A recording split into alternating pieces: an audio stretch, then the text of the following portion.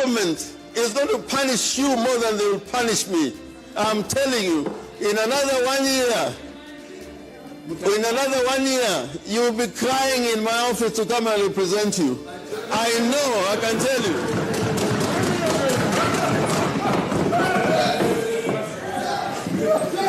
I've appeared for President Kibaki when he was in the opposition about laws which were made here.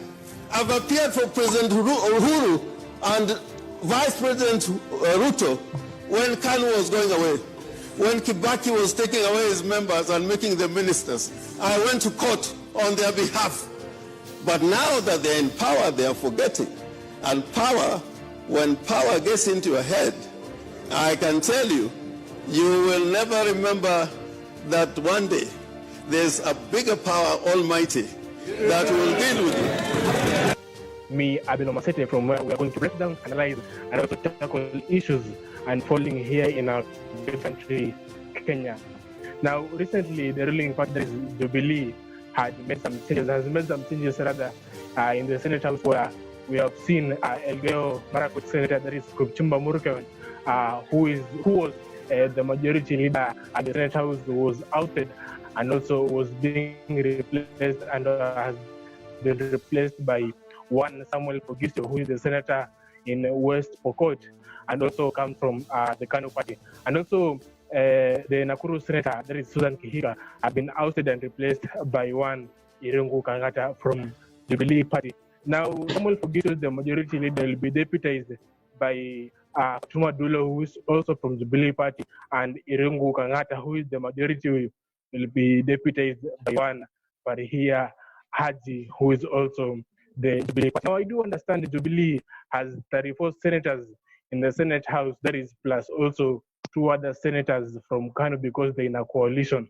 Now, I do understand that for a parliamentary group meeting to be held and make such changes is that the party leader, who is the president, Uhuru Kenyatta, has to have at least half the number of senators in the Senate so as to make the changes he made yesterday in the Senate.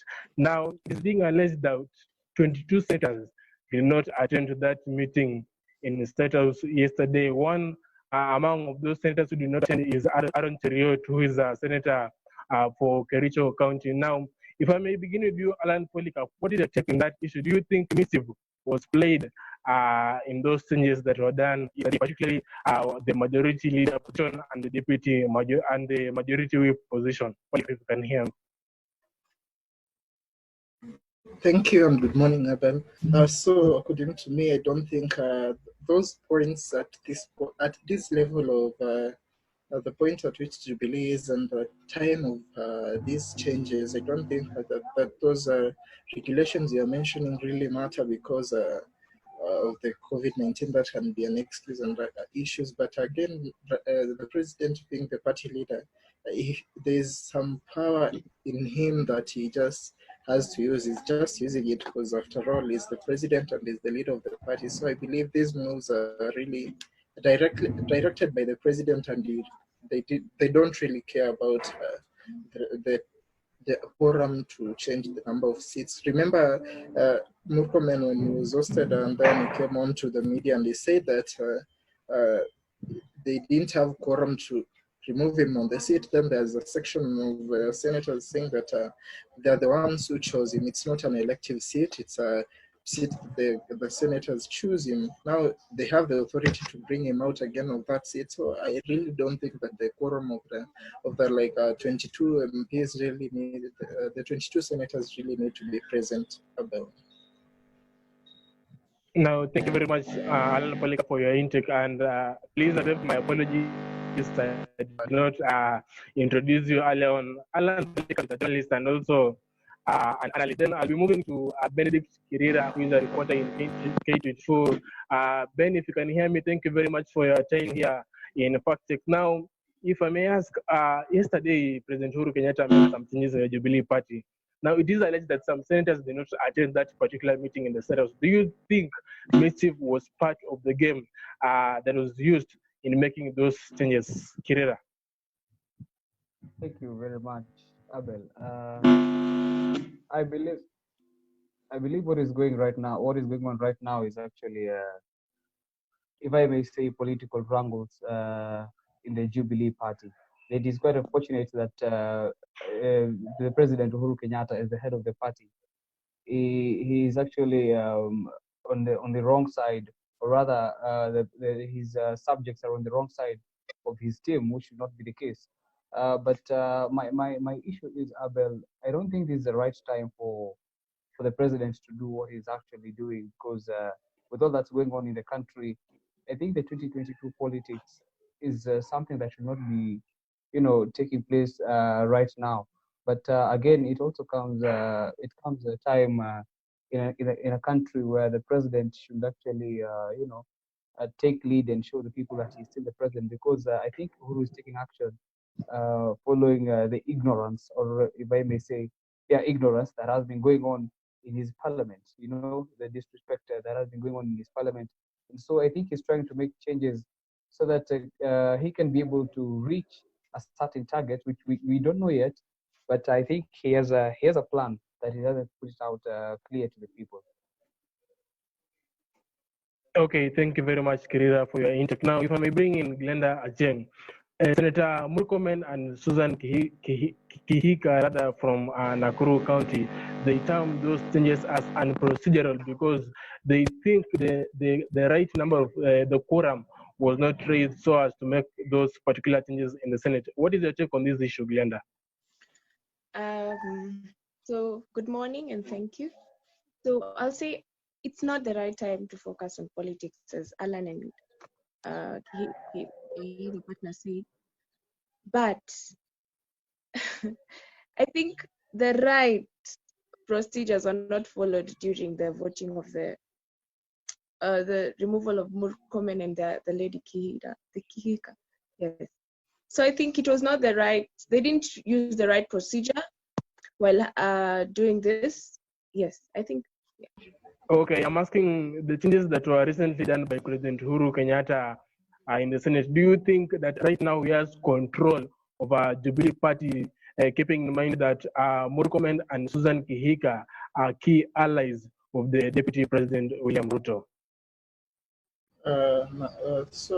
Basically, I don't think that he has already that control. These are tactical moves that he's making in finding his forerunner in 2022, because clearly it's not Ruto.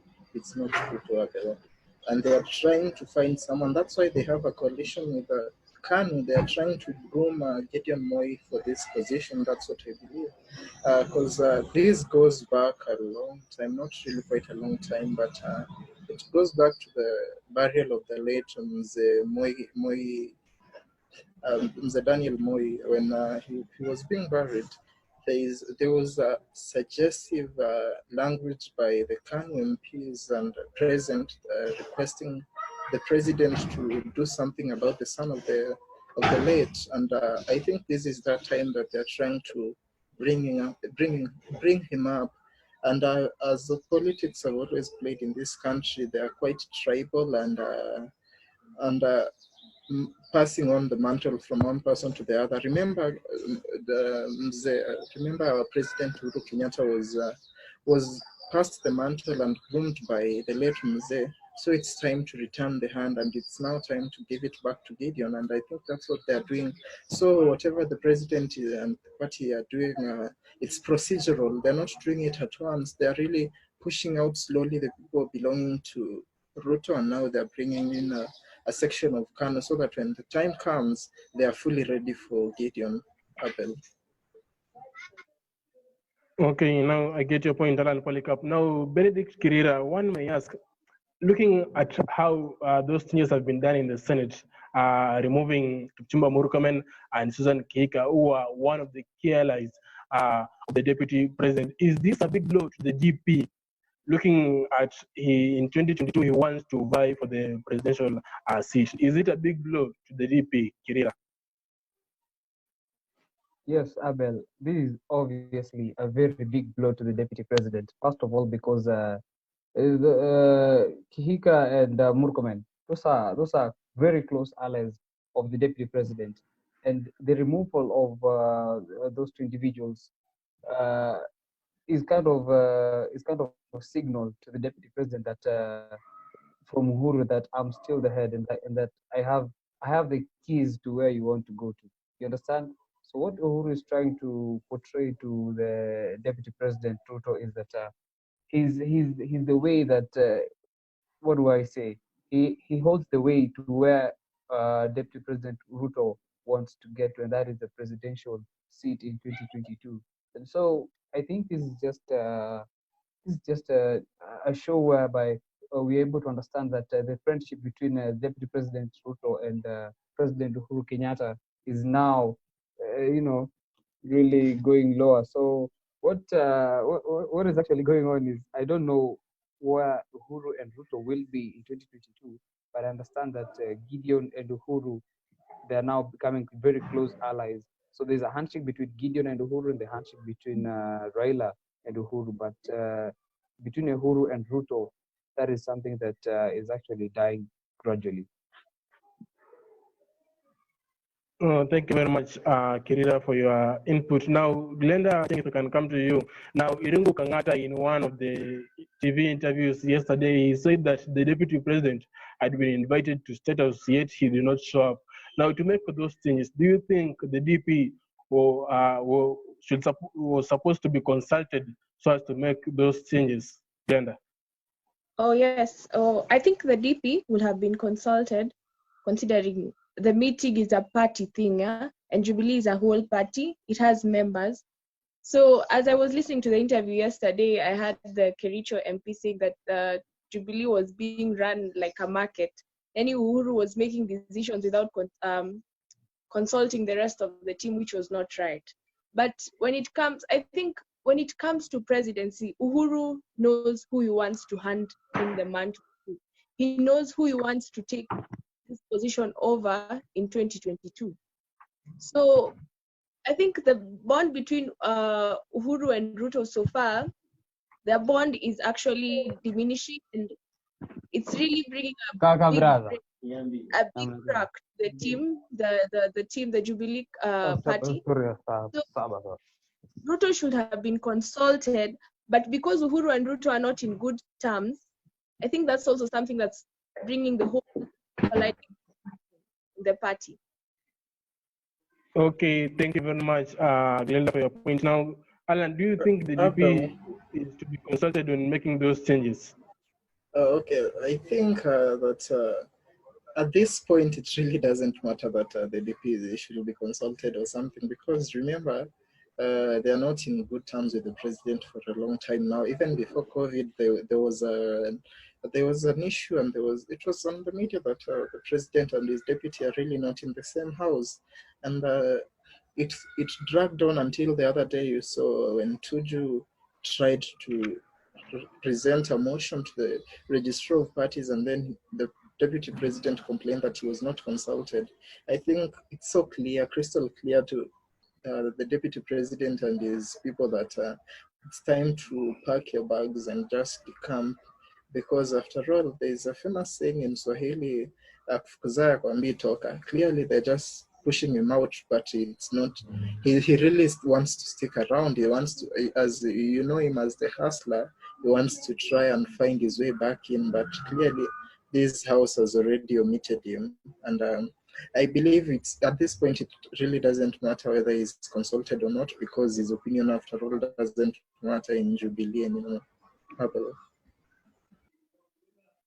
Okay, now Glenda, Irungu Kangata, who are now being appointed as the majority whip in the Senate, says that the changes that were done in the Senate, it's because those who have been ousted, that is Murkomen and Kihika, they were not pushing the parties, the Jubilee party's agenda, and also they kept each and every time they were criticizing the president. Now, what do you think is the reason behind President Uhuru Kenyatta making those changes in Jubilee party? Do you think it's about dealing with those in Tangatanga, or it's about those who have been ousted that are not pushing the Jubilee party agendas?